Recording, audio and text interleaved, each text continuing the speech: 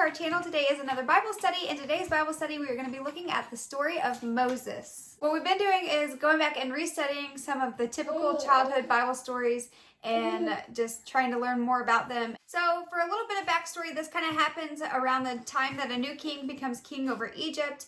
He had asked the Egyptian midwives that when they go to help the Hebrews give birth to their children, if it was a son, that they would kill the son so that there would be less males in the Hebrew less likely people to have rebellion. Yeah. The midwives did not do this. They said their excuse was that the Hebrew women were too quick at giving birth. How did it say it? That they beat the midwives to it. It says, the midwife said to Pharaoh, because the Hebrew women are not like the Egyptian women, for they are vigorous and give birth before the midwife comes to them. It also mentions that God was pleased with these midwives because they didn't kill all the male children. He blessed them and gave them families in return for them doing that. It says that one of the reasons that the Egyptian women didn't kill the Hebrew women's babies is because they feared God. So then Pharaoh was obviously mad at them because they didn't do what he wanted them to do. So Pharaoh commanded all his people to cast the boys that were born into the Nile and let the daughters live. But now that we got you guys caught up, let's go ahead and jump into where we are reading today, and that is Exodus chapter 2, verses 1 through 10. Exodus 2, 1 through 5 says, Now a man from the house of Levi went and took his wife, a Levite woman. The woman conceived and bore a son. When she saw that he was a fine child, she hid him 3 months. When she could hide him no longer, she took for him a basket made of bulrushes and daubed it with bitumen and pitch. She put the child in it and placed it among the reeds by the riverbank. His sister stood at a distance to know what would be done to him. Now the daughter of Pharaoh came down to bathe at the river while her young woman walked beside the river. She saw the basket among the reeds and sent her servant woman, and she took it. So this woman from the tribe of Levi was pregnant. She has a baby and she looks at it and realizes it is a fine child, which I think means that it's a healthy child, and it is a boy, and she's proud. But she knows that the king has commanded that all boy children be thrown into the Nile, so she hides him out for a while. 3 months to be exact. Yep. So then whenever she felt like it was going to be found out that she had the baby, she decided to put him in a basket and put him in the reeds in the river. I wonder if this was like a well thought out, like planned.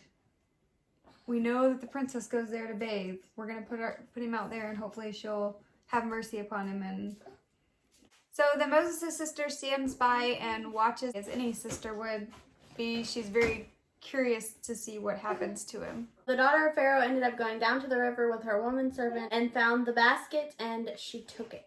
I wonder if they saw that there was something in the basket, or if they just like, that's a nice basket. So then verses 6 through 10 say, When she opened it, she saw the child, and behold, the baby was crying. She took pity on him and said, This is one of the Hebrews' children. Then his sister said to Pharaoh's daughter, Shall I go and call you a nurse from the Hebrew women to nurse the child for you? And the Pharaoh's daughter said to her, Go. So the girl went and called the child's mother. And Pharaoh's daughter said to her, Take this child away and nurse him for me, and I will give you your wages. So the woman took the child and nursed him. When the child grew older, she brought him to Pharaoh's daughter, and he became her son. She named him Moses, because she said, I drew him out of the water.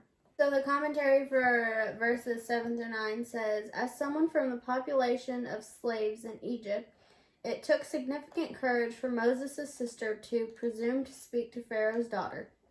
Her bold move ends up bringing about a situation that surely Moses' mother could not have imagined possible when she hid him. She is paid wages to nurse her own son. I mean, that's a plus. I wish somebody would have paid me to nurse my children. Yeah, no kidding. But she also knew that she was going to have to give him up.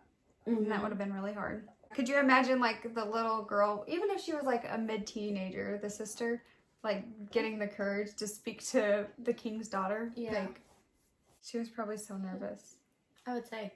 She was smart, too, though, because she was like, hey, I can find a wet nurse. So the story ends with Pharaoh's daughter taking the child as her own, and she named him Moses because he was drawn out of the water. So the commentary is kind of interesting on this. It says, in Hebrew, the name meant to draw out, and the name was also a common Egyptian word for sun. So it kind of connects that to God leading the Israelites out of Egypt. Moses being brought out of the water and the Israelites being brought out of Egypt. So that is it for this Bible study. We hope you guys enjoyed Bible studying with us. If you like Bible studies like this, we post one every Monday, and we also post on Wednesdays and Fridays. Wednesdays, we're doing a devotional called Purpose in the Pit, and that's been pretty good. Then on Fridays, we post some kind of fun video. So check those out too. If you guys do enjoy our videos, you can like and subscribe to our channel, and if you want to be notified when we upload, hit the little bell after you subscribe. Other than that, we hope you guys have a good day, have a good week, and don't forget to shine. We'll see you in the next one. Bye.